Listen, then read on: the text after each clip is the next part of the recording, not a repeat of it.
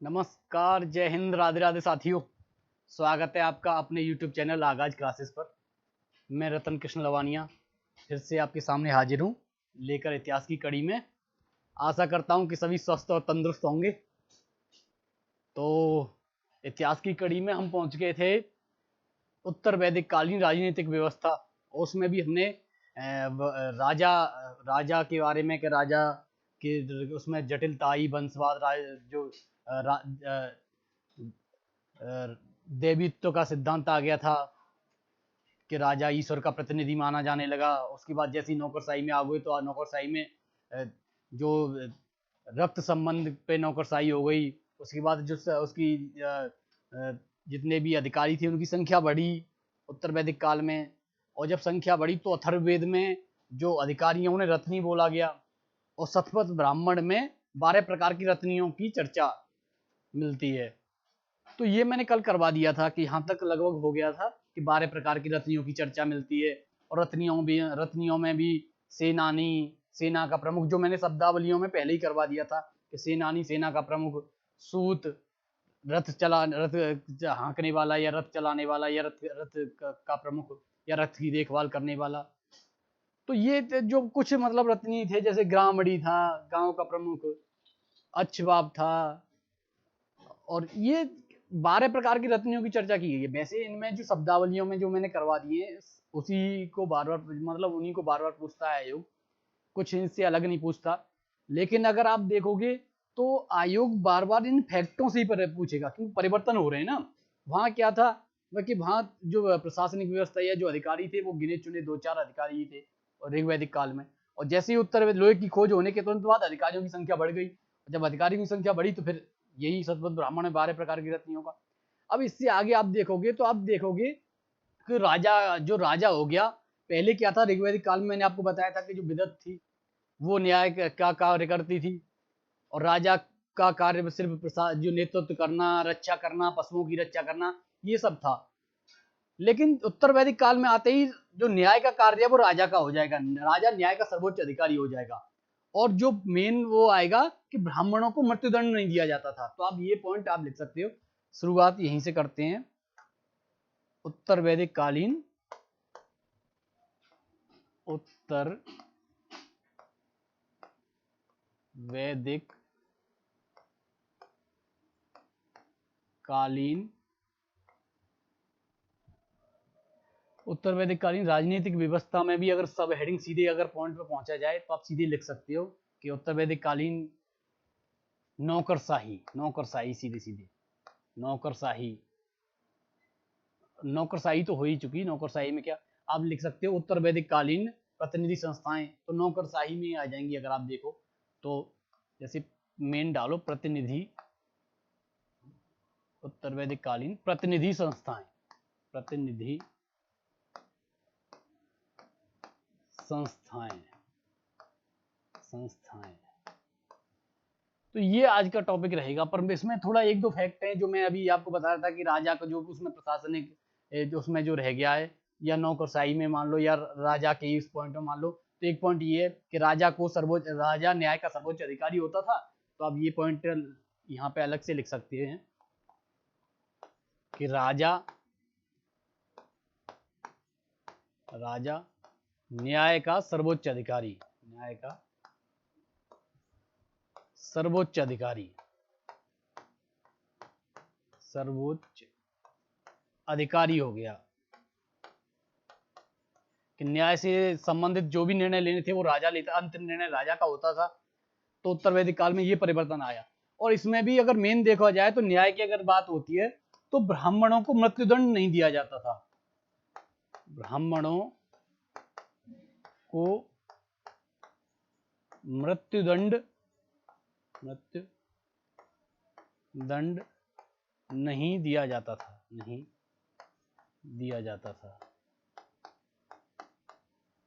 तो आप देख सकते हो कि किस तरीके से सामाजिक परिवर्तन या न्याय व्यवस्था में भी परिवर्तन हो गया।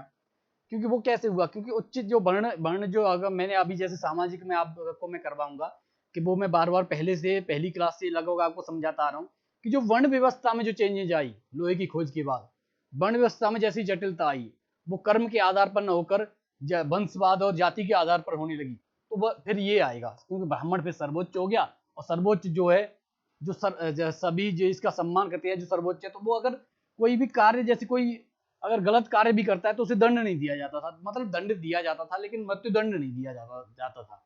छोटा मोटा कोई दंड दे दिया कि कुछ जुर्माना लगा दिया कि 200 रुपए का, या थोड़ा फटकार के भेज दिया, या सार्वजनिक रूप से थोड़ा सुना के, जैसे सार्वजनिक होता है ना, सार्वजनिक सब राजा ने थोड़ा फटकार के डांट के भेज दिया। लेकिन इसी जगह पे अगर ये ऐसा कोई जैसे दंड, वो कोई गलत कार्य अगर शूद्र करता है या वैश्य करता है, तो सबसे ज्यादा, अब ये जैसे इसी में आ गया, जैसे अभी मैं बता रहा हूँ समाज में करवाऊंगा, कि सबसे ज्यादा दंड शूद्र को दिया जाता था, छोटे से कार्य के लिए भी मृत्युदंड दे दिया जाता था। तो ये सामाजिक परिवर्तन है कि किस तरीके से जटिलता आई, किस तरीके से जातिवाद, अब जातिवाद का जो वो बोलते हैं ना कि बीजारोपण, आप जैसे देखते हैं, या आप कह सकते हैं कि जो अभी अभी उसमें करवाऊंगा मैं, उत्तर वैदिक काल की सामाजिक व्यवस्था में, कि छुआछूत फिर यहीं से स्टार्ट होगी, छुआछूत प्रारंभ होगी। ऋग्वैदिक काल में छुआछूत नहीं होती है, ऋग्वैदिक काल में छुआछूत नहीं थी, लेकिन उत्तर वैदिक काल आते ही जैसी जटिलता आई, जैसे ही उसमें वर्ण व्यवस्था में कर्म के आधार की जगह वंशवाद और जातिवाद और रक्त संबंध के आधार पर नौकरशाही हुआ, तो उसके बाद ये जटिलता, सामाजिक परिवर्तन, ये क्रमिक रहा है। जैसे जैसे शक्ति जिस जिसके हाथ में जिस जैसे लोहा वो होने लगा, तो ऐसे ही ये आगे आपको देखने को मिलेगा। अब जैसे इससे आगे मैं आपको बताऊं कि एक दूसरा पॉइंट और है कि एक बलि नामक कर था, बलि नामक कर, बलि, ये जो कर था, कर, ये कर था एक। तो ऋग्वैदिक काल में क्या था साथियों, कि ऋग्वैदिक काल में एक स्वेच्छा पर आधारित था, स्वेच्छा पर आधारित था, स्वेच्छा पर, ऋग्वैदिक काल में, ऋग्वैदिक काल, ऋग्वैदिक काल में यह था स्वेच्छा पर, कि अगर उसकी इच्छा है किसी की बलि देने की राजा को, तो वो दे सकता था। अगर इच्छा नहीं है, या कोई उसके पास व्यवस्था नहीं है, या कोई जैसे उसके पास जैसे उस इतना पैसा नहीं है, या इस बार फसल थोड़ी वो खराब हुई तो उस पर व्यवस्था नहीं, तो वो अगर न देना चाहे तो फिर वो नहीं दे सकता था। उसका देना नहीं है कि उस पर व्यवस्था नहीं है, वो इतना नहीं कर पा रहा जिससे कि बलि अदा कर सके, तो वो नहीं देता था, उसको कोई दिक्कत नहीं थी। लेकिन यही जैसे ही उत्तर वैदिक काल आएगा, तो स्वेच्छा पर नहीं, ये मतलब हो जाएगा परमानेंट, जैसे बोलते हैं ना कि स्वे इच्छा हो या ना हो, आपको देना ही है। तो आप देखोगे कि उत्तर वैदिक काल में एक नियमित कर हो जाएगा। ये जैसे ही उत्तर वैदिक काल आएगा तो आप देखोगे कि नियमित कर हो जाएगा, नियमित कर। अगर नहीं दे रहे तो फिर आपसे वसूला जाएगा, अगर आप उस भी नहीं दे रहे तो फिर आपकी संपत्ति, आपकी फसल, आपके पशु, ये सब उसको ले लिए जाएंगे, क्योंकि कर अदा करना है। तो ये नियमित कर हो गया, ये उत्तर वैदिक काल में।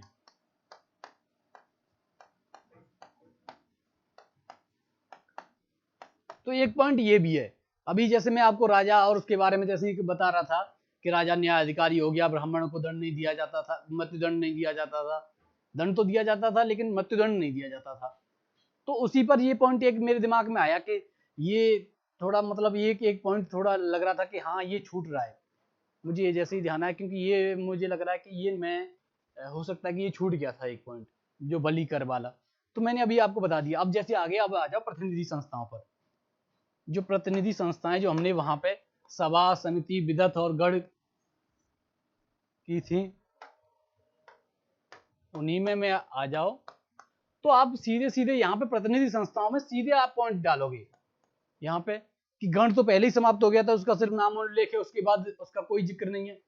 अब यहाँ और सीधे आप लिख सकते हो कि अब यहाँ पॉइंट भी अगर लिखना चाहो तो सीधे दे सकते हो कि विदत और गण पूर्णतः समाप्त या विलुप्त हो गई थी, सीधे सीधे आप लिख सकते हो, क्योंकि उत्तर वैदिक काल आते ही आते विदत और गण नामक संस्थाएं, और गण नामक संस्थाएं विलुप्त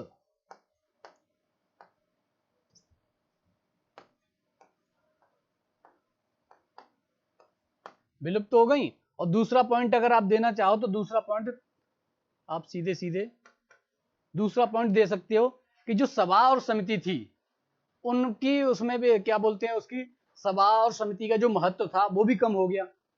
और कम क्या, बिल्कुल नाम मात्र का रह गया सभा समिति का महत्व। तो आप सीधे लिख सकते हो कि सभा समिति जो उस समय सभा और समिति का जो राज्यसभा, उच्च सदन और निम्न सदन लोकसभा के समान था ऋग्वैदिक काल में, वो आकर सभा समिति का महत्व बहुत कम नाम मात्र का रह गया। तो सभा समिति का महत्व बहुत कम रह गया, बहुत कम हो गया। और अगर इसमें भी अगर ये कम क्यों हुआ, तो आप सीधे सीधे आप लिख सकते हो कि जो इसमें जो अमीर और जो वर्चस्व वाले जितने भी लोग थे, उनका सभा जैसे ही वर्चस्वशील हो या फिर अमीर लोग, उनका उसमें प्रभाव अधिक बढ़ने लगा सभा और समिति में। तो जैसे समाज के जो प्रभावशाली लोग थे, उनका वर्चस्व सभा और समिति में बढ़ने लगा, उसी से सभा और समिति का जो महत्व बहुत कम होने लगा। तो ये उत्तर वैदिक काल में ये जो परिवर्तन आया, उत्तर वैदिक काल, जो मैंने बताया था कि परिवर्तन का या उसका जो मूल विभाजन का, जो परिवर्तन का जितने भी सामाजिक जितने परिवर्तन आए, ये जो क्रमिक परिवर्तन, ये लोहे का जैसे ही लोहे की खोज हुई या लोहे का प्रयोग हुआ या लोहे के बारे में पता चला, उसके बाद ये क्रमिक परिवर्तन आया। जैसे उत्तर वैदिक काल में प्रवेश करते हैं, क्योंकि ऋग्वैदिक काल में ये सभा समिति जो उच्च समिति जो राजा का निर्वाचन करती थी और जो आम लोगों की संस्था थी, जिसे लोकसभा, आधुनिक लोकसभा के समान जिसे महत्वपूर्ण निर्णय समिति में लिए जाते थे, सभा न्याय निर्णय करती थी, यही आकर सभा समिति का महत्व बहुत कम हो गया, क्योंकि प्रभावशाली लोगों का वर्चस्व बढ़ गया। यहाँ प्रभावशाली लोगों का वर्चस्व बढ़ गया, इसमें वर्चस्व बढ़ गया इसमें जो सभा और समिति में। तो इसीलिए इनका महत्व बहुत कम हो गया, क्योंकि आप खुद देखोगे कि जैसे ही सामाजिक परिवर्तन आया, राजा ने न्याय निर्णय जब राजा ने ले लिया, जब वंशवाद पे हो गया, और पूर्णतः जैसे आप बोल सकते हो कि जो ऋग्वैदिक काल में जो राजा निरंकुश नहीं था, उसे आप बोल सकते हो कि हाँ, निरंकुशता की, उस पर लगभग निरंकुशता ही आप बोल सकते हो, लेकिन पूर्णतः निरंकुशता नहीं बोल सकते, क्योंकि वंशवाद पे हो गया। सारे न्याय निर्णय जब चाहेगा, जिस तरीके से चाहेगा, वो अपना निर्णय सुना रहा है। और जैसे ही वर्ण के अनुसार, ये वर्ण के ब्राह्मण क्षत्रिय वैसे शूद्र, उनके अनुसार उन्हें दंडित करने का, उनके उच्च जैसे उनकी श्रेणी के अनुसार, या जैसे होता है उच्च पद के अनुसार, उनके या पदानुक्रम के अनुसार उन्हें दंड देने का कार्य करेगा। तो ये एक निरंकुशता के लगभग उसी के लक्षण तो दिखाई देंगे आपको। तो साथियों, ये जो परिवर्तन हो रहा है, वो आपके सामने आप देखोगे कि ये क्रमिक परिवर्तन है।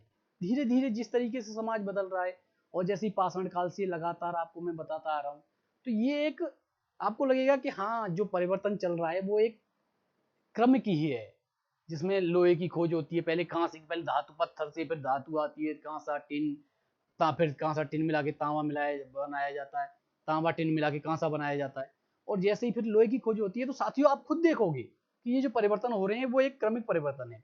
और आप जैसे महाजनपद काल, इससे आगे महाजनपद काल है, उसे भी मैं सोच रहा हूँ कि थोड़ा और विस्तार, मतलब जो अभी चल रहा है वो सबके जितना भी मैं यहाँ करवाऊंगा, मैंने पहले भी कहा था, फिर आज कह रहा हूँ साथियों, कि जितना भी मैं इस बोर्ड पे करवा दूं, उससे एक प्रश्न आयोग का बाहर नहीं जा सकता।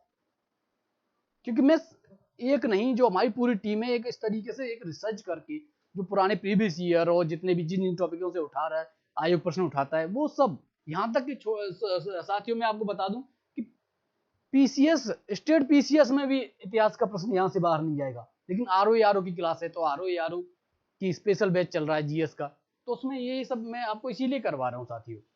तो अब इससे आगे जैसे ही आप बढ़ोगे, तो अगर प्रशासनिक इकाइयों पे आप देखोगे, तो अगर प्रशासनिक इकाइयों की अगर बात करो, तो प्रशासनिक इकाइयां वही थी, प्रशासनिक इकाइयों में कोई जैसे परिवर्तन नहीं था उत्तर वैदिक काल में। तो ये निरंतरता का पॉइंट हो गया कि प्रशासनिक इकाइयां वही थी, जैसे कुल, ग्राम, विस, जन, और इससे ऊपर आप लिख सकते हो तो राष्ट्र लिख लो। वैसे राष्ट्र नहीं, पर कहीं कहीं जैसे होता है ना कि कहीं कहीं कुछ पुस्तकों में या कुछ जैसे किताबों में राष्ट्र का भी चर्चा होती है।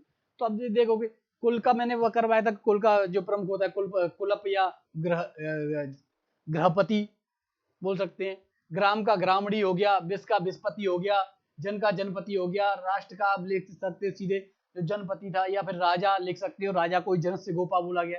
तो सेम ये प्रशासनिक व्यवस्था सेम यही थी। तो जो उत्तर वैदिक कालीन और ऋग्वैदिक कालीन राजनीतिक व्यवस्था ये पूरी हो गई। आपके समझ में आया होगा कि किस तरीके से परिवर्तन, जो क्रमिक परिवर्तन रहा है साथियों, वो सब किस तरीके से रहा। तो अब आगे चलते हैं कि सामाजिक व्यवस्था। तो पहले प्रारंभ करते हैं कि ऋग्वैदिक कालीन सामाजिक व्यवस्था, तो यह सामाजिक संरचना। तो अब ये मैं साफ कर देता हूं। तो अब नया वो स्टार्ट करते हैं। ऋग्वैदिक कालीन, वैदिक कालीन सामाजिक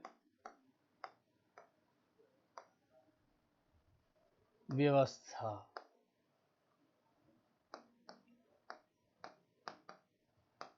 और जैसे ही मैं आपको उस पहली क्लास से जैसे ही आपको बार बार समझाता आ रहा हूं कि जैसे ही समाज की बात होगी सबसे पहले वर्ण आएगा। और वर्ण भी नहीं, अगर मेन अगर बात करो तो ऋग्वैदिक कालीन जो सामाजिक व्यवस्था थी, आप सीधे लिखोगे कि पितृसत्तात्मक समाज, पितृसत्तात्मक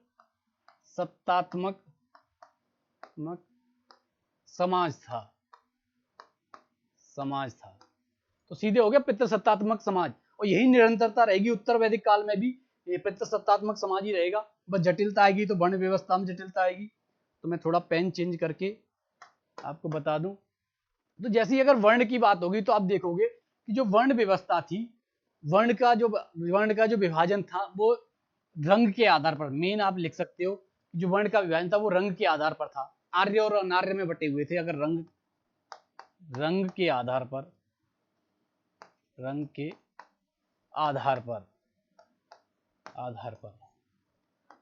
दो पार्ट में, एक आर्य और अनार्य। और जैसे ही हम आर्य अनार्य की बात होगी तो आप देखोगे साथियों कि जो रंग के आधार पर, जैसे ही आप आगे वो थोड़े सा आगे चलोगे तो शुरुआत में क्या था कि रंग के आधार पर आर्य अनार्य था। लेकिन जैसे ही आप आगे चलोगे कि यही वर्ण के जो कर्म के आधार पर हो जाएगा और 4 वर्णों की व्यवस्था, चतुर्वर्ण व्यवस्था की चर्चा आएंगी, ब्राह्मण, क्षत्रिय, वैश्य और शूद्र। तो जो पहले रंग के आधार पर आर्य अनार्य थे, उसके बाद ही जैसे ही आगे बढ़ोगे आप तो आप देखोगे कि ऋग्वेद के 10वें मंडल में जो पुरुष सूक्त है उसमें 4 वर्णों की वो की गई है, 4 वर्णों का उल्लेख है। और 4 वर्णों के उल्लेख से पहले उसी पुरुष सूक्त में जो 4 वर्णों के को कहां से उत्पत्ति हुई है, तो 4 वर्णों को एक विराट पुरुष के पूरे शरीर से उत्पन्न, मतलब उसकी उत्पत्ति बताई गई है। तो जो मुख था उससे ब्राह्मण की उत्पत्ति बताई गई है, और जो हाथ थे उनसे क्षत्रिय की उत्पत्ति बताई गई है, जंगाओं से वैश्य की उत्पत्ति बताई गई है, और जो पैर हैं उनसे शूद्र की उत्पत्ति बताई गई है। तो ये आप जैसे पूछ लेता है, वैसे ज्यादा तो नहीं पर एक दो बार जैसे पूछा तो आप सीधे लिख सकते हो कि ऋग्वेद के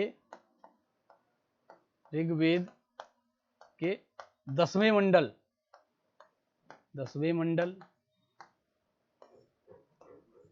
मंडल के पुरुष सूक्त में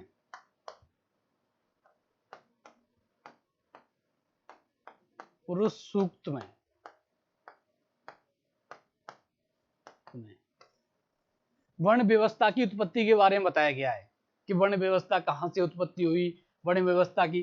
तो वर्ण व्यवस्था की जो मैंने आपको अभी बताया कि वर्ण व्यवस्था की उत्पत्ति बताई है कि विराट पुरुष के पूरे शरीर से वर्ण व्यवस्था की उत्पत्ति हुई है। जो चतुर्वर्ण है वो विराट पुरुष के पूरे शरीर से। तो आप लिख सकते हो सीधे सीधे कि मुख, लिखना चाहो वैसे पूछता तो बहुत कम पूछा है, मुख से ब्राह्मण, हाथों या बाजुओं या भुजाओं, सीधे सीधे भुजाओं लिखो, भुजाओं से क्षत्रिय, जंगाओं से वैश्य, और पैरों से शूद्र की उत्पत्ति बताई गई है। तो मेन जो चतुर्वर्ण की बात होती है वो ऋग्वेद के 10वें मंडल के पुरुष सूक्त में चतुर्वर्ण की उत्पत्ति के बारे में बताया गया है। तो ये जैसे जैसे एक दो बार पूछा गया है तो फिर मैंने कहा ये पॉइंट प्रीवियस ईयर में आया है तो ये हो सकता है कि इस बार और पूछ ले, इस बार नहीं तो फिर अगली बार पूछ। तो मेन जैसे जो महत्वपूर्ण लगा मुझे तो मैंने इसे डाल दिया। तो इसी के आधार पर जैसे ही आप चतुर्वर्ण में भिड़ोगे तो चतुर्वर्ण में पहुंचते ही आप देखोगे, अब ये मैं साफ कर देता हूं, जैसे ही आप वर्ण व्यवस्था में जब चतुर्वर्ण आएगा तो पहले जो रंग के आधार पर वर्ण व्यवस्था थी उससे आगे थोड़ा सा जैसे ही चलोगे आगे चलकर ये कर्म के आधार पर हो गई, कर्म के आधार पर चतुर्वर्ण में विभाजित हो गया। जो अभी मैंने बताया था कि चतुर्वर्ण व्यवस्था जो ऋग्वेद के पुरुष सूक्त में भी, तो चतुर्वर्ण में विभाजित और जैसे ही चतुर्वर्ण की बात आएगी, जैसे ही चतुर्वर्ण का जिक्र आएगा तो आपके दिमाग में सीधे सीधे आएगा कि चतुर्वर्ण कौन से थे, वही ब्राह्मण, क्षत्रिय, वैश्य और शूद्र। ब्राह्मण, क्षत्रिय, वैश्य और शूद्र,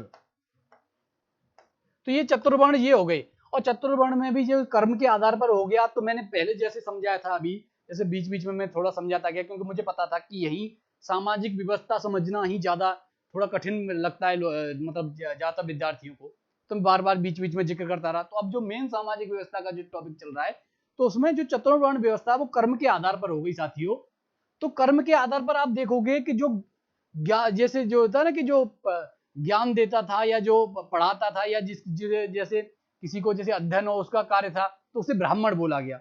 जिसका थोड़ा मैंने पहले ही बताया था कि जो पहलवानी करना या जिसका कार्य था रक्षा करना, या होता है ना कि घर में एक लठैत, तो उसका काम होता है कि घर की सुरक्षा करना और घर की देखभाल करना कि घर के किसी से कोई कुछ ऐसा ना हो, तो वो क्षत्रिय हो गया।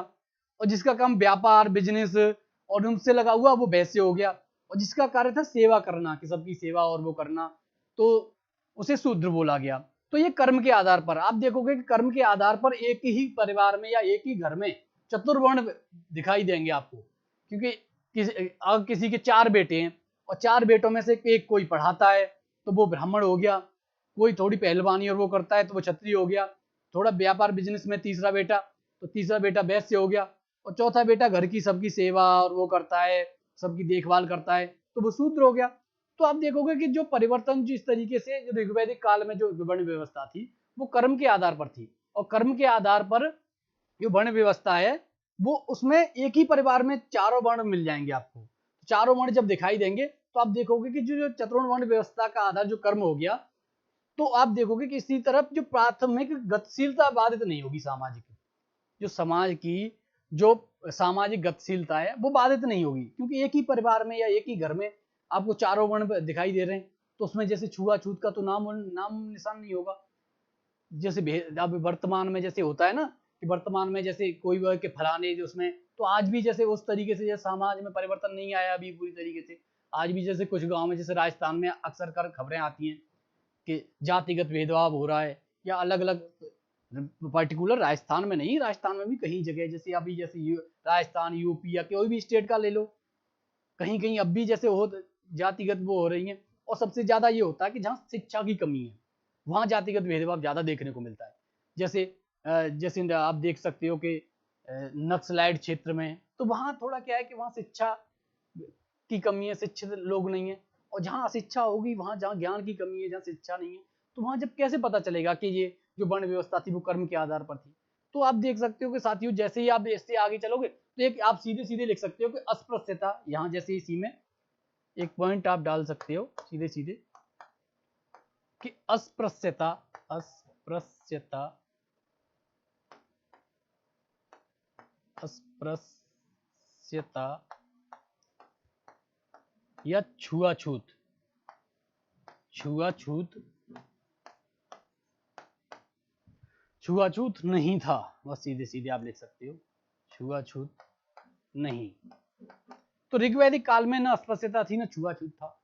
अब इससे आगे साथियों चलते हैं तो आप दास अब इससे आगे दास प्रथा पे चलते हैं। तो दास प्रथा ऋग्वैदिक काल में प्रचलित थी। दासों को घरेलू कार्य में लगाया जाता था, घरेलू कार्य दासों से करवाए जाते थे। तो सीधे सीधे आप एक पॉइंट सीधे आप लिख सकते हो दास प्रथा। और जब दास प्रथा का जिक्र होगा तो आप सीधे आपके दिमाग में सीधे सीधे आएगा कि दास प्रथा प्रचलित थी। ऋग्वैदिक काल में ये नहीं था कि दास प्रथा प्रचलित नहीं थी, दास प्रथा प्रचलित थी, लेकिन दासों को घरेलू कार्य में लगाया जाता था।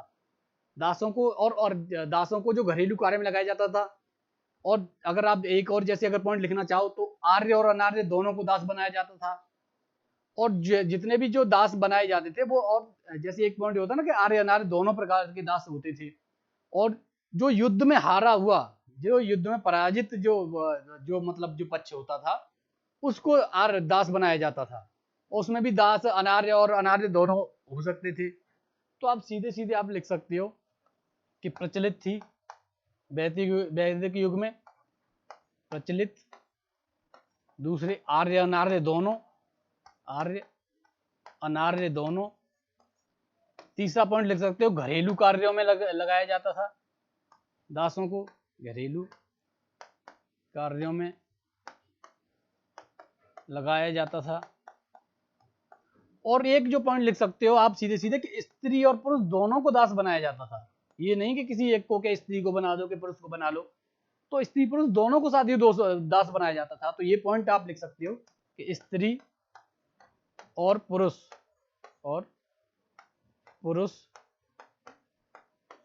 दोनों को दास बनाया जाता था। दोनों को, जब स्त्री पुरुष दोनों को दास बनाया जाएगा। और आप एक और, हाँ, जो मैंने अभी बताया था कि युद्ध में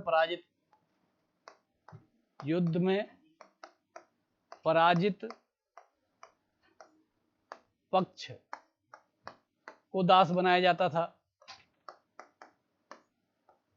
तो आप सीधे लिख सकते हो कि युद्ध में पराजित पक्ष को, तो जब युद्ध में पराजित पक्ष तो आर्य भी होगा अनार्य भी होगा, तो इसमें भी आप लिख सकते हो आर्य अनार्य दोनों। तो अब मेन जो ऐसी ही आप देखोगे जो आर्य अनार्य दोनों को दास प्रथा में जो होता दास बनाया जाता था, तो उसमें आप मेन आप जैसे ही पहुंचोगे आप देखोगे कि दास प्रथा प्रचलित थी।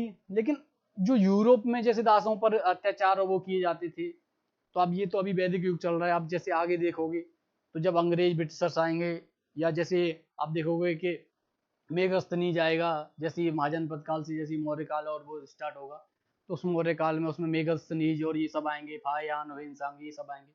तो आप देखोगे कि ये सब कहेंगे कि कहीं कहीं जैसे मेघस्तनीज जो इनका जो विवरण मिलता है इंडिका, उसमें बताया गया कि दास प्रथा भारत में प्रचलित नहीं थी। लेकिन दास प्रथा प्रचलित थी भारत में उस समय भी।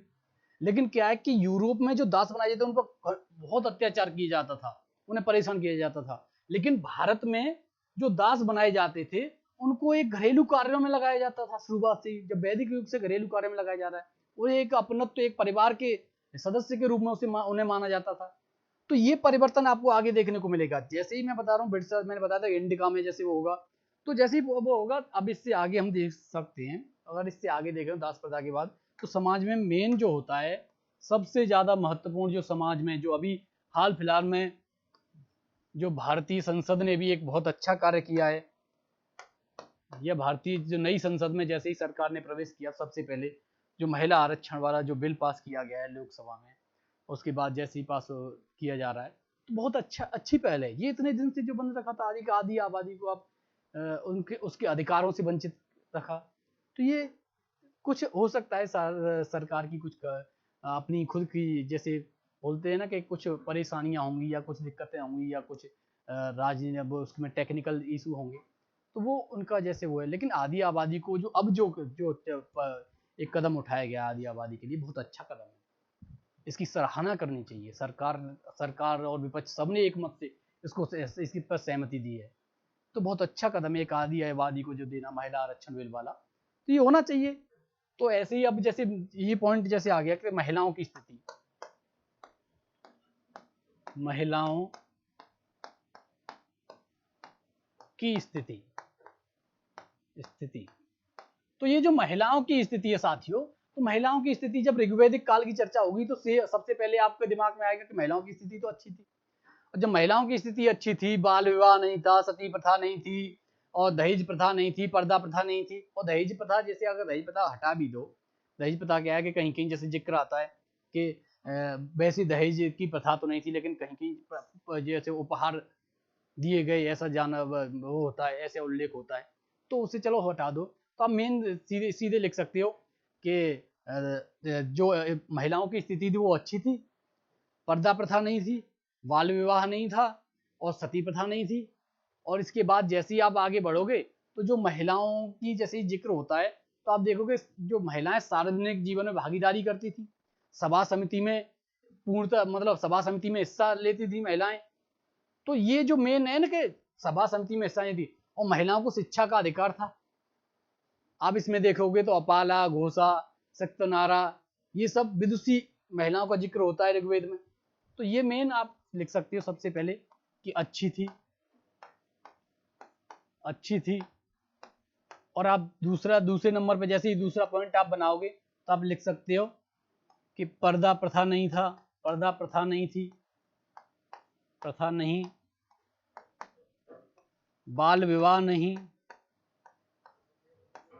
बाल विवाह नहीं, विवाह नहीं,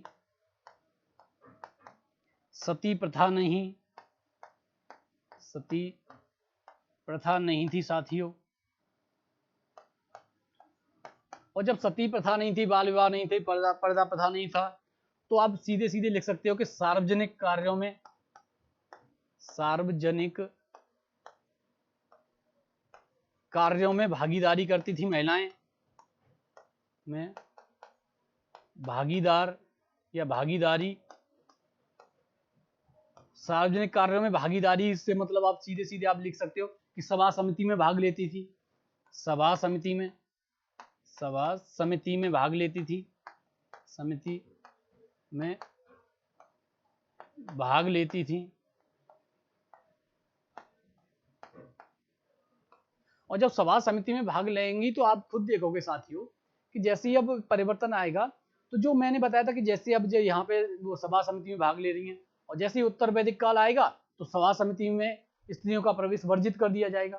तो यही तो परिवर्तन, ये मैं बता रहा हूँ, यही तो बताना चाह रहा हूँ कि सभा समिति में भाग ले, यहाँ ऋग्वैदिक काल में भाग ले रही हैं, उत्तर वैदिक काल में उन्हें वर्जित कर दिया जा रहा है या उनको। तो अब मेन जैसे अब ये सभा समिति में भाग ले रही और एक और जैसे पॉइंट यहाँ पे रखो तो आप लिख सकते हो जीवन साथी चुनने का अधिकार था, जीवन साथी चुनने का अधिकार था, चुनने का अधिकार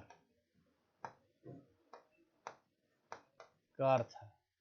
और जब जीवन साथी चुनने का अधिकार था तो एक पॉइंट छूट रहा है, मैं उसको कहा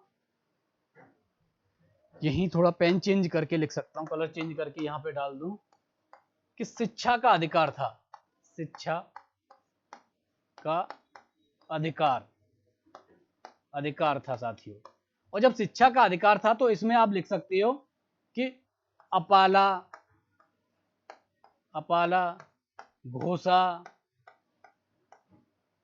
घोषा, सिक्तनारा, सिक्तनारा, ऐसी कुछ मतलब विदुषी जो पढ़ी लिखी स्त्रियों का नाम उल्लेख हुआ है ऋग्वेद में। तो आप सीधे सीधे ये लिख सकते हो कि ऋग्वेद में जैसे घोषा, अपाला, सिक्तनारा, लोपामुद्रा, लोपामुद्रा भी लिख सकते हो, लोपामुद्रा। तो इन सॉरी तो इन जैसे इन विदुषियों का नाम की या विदुषियों के नाम की चर्चा होती है ऋग्वेद में। तो साथियों आप देखोगे कि जिस तरीके से कितनी जो महिलाओं को जो जैसे आदि आबादी जो वर्तमान में बोला जाता है, तो महिलाओं को सब अधिकार था ज्यादातर, आप देखोगे तो कुछ ऐसा वो नहीं था।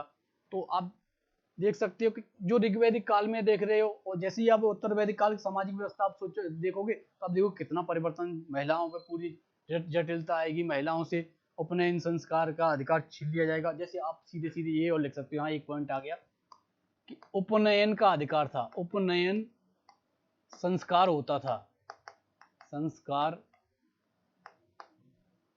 होता था, होता था।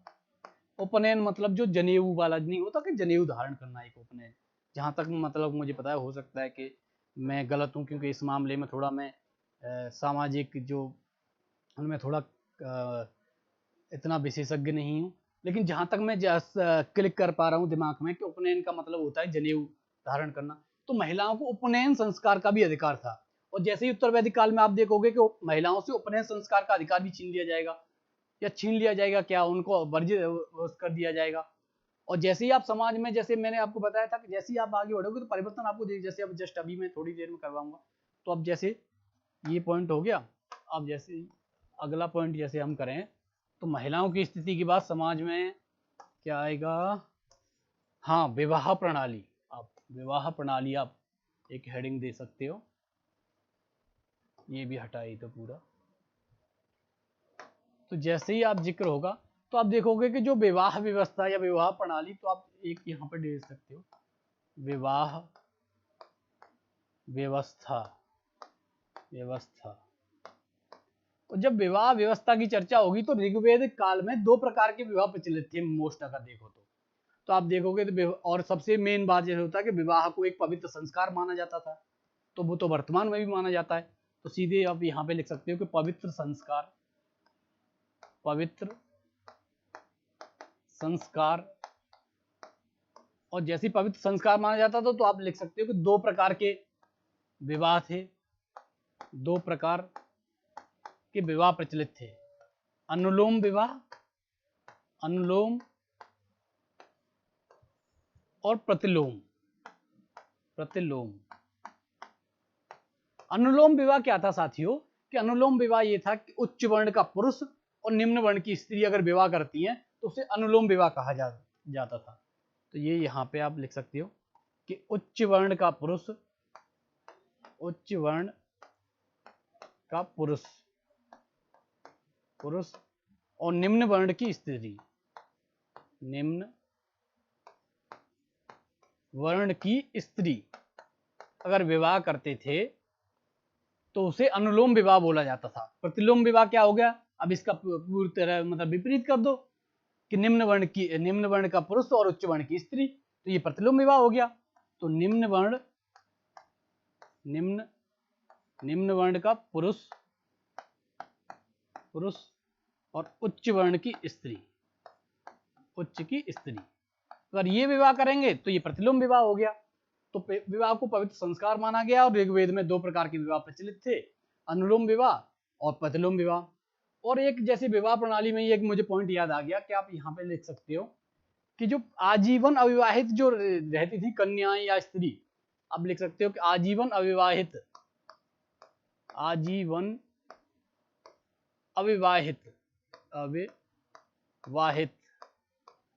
रहने वाली कन्या को अमाजू बोला गया वैदिक युग में, अमाजू। तो ये पूछ सकता है, प्रीवियस ईयर में आया हुआ प्रश्न है। तो आप देख सकते हो कि जो अविवाहित जो कन्याएं रहती थी या आजीवन, या स्त्री कोई अविवाहित रही आजीवन, तो उसे अमाजू बोला गया है साथियों। तो जैसे ही आप देखोगे कि जैसे ही अमाजू की जब जिक्र होती है या जैसे विवाह की व्यवस्था की व्यवस्था, पवित्र संस्कार था और दो प्रकार के प्रतिलोम अनुलोम विवाह प्रचलित थे। तो मेन आपके को दिमाग में आएगा कि जैसे ही उत्तर वैदिक काल में आप देखोगे तो उत्तर वैदिक काल में ये तो दो प्रकार के जो विवाह बता रहा है, उत्तर वैदिक काल में 8 प्रकार के विवाह प्रचलित हो जाएंगे, जिनमें 4 को मतलब प्रशंसनीय बोला गया है और 4 को मतलब थोड़ा घृणा वाली उस नजर से कि निंदनीय बोला गया है। तो उसमें अलग अलग प्रकार के, उनमें जैसे देव, अर्थ, राक्षस, पिशाच और ये सब।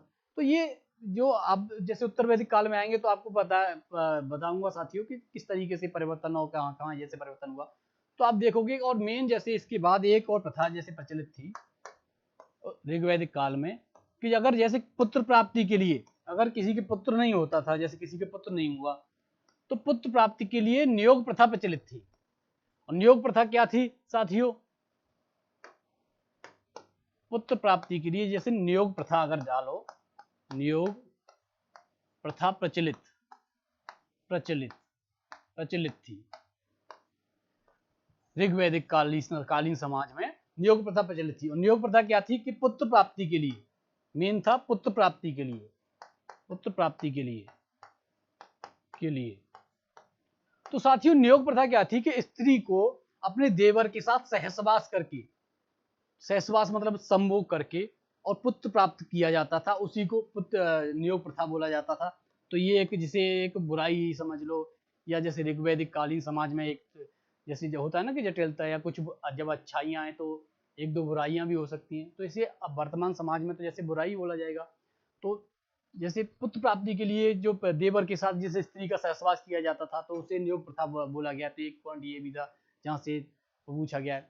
अब आप देखोगे कि मेन उसके बाद आ जाता है कि आर्य शाकाहारी और मांसाहारी दोनों प्रकार के भोजन करते थे, ये एक पॉइंट और है, तो इसे आप जल्दी से ये कर लीजिए, देखोगे कि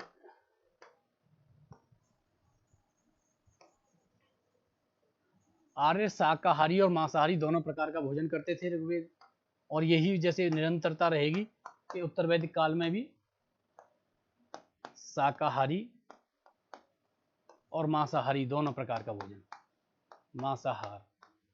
मांसाहार दोनों प्रकार का भोजन आर्य करते थे। तो साथियों आपके दिमाग में एक खाका बन गया होगा कि आर्य दोनों प्रकार का भोजन करते थे। उसके बाद अगर ये सीधे सीधे आप देख सकते हो तो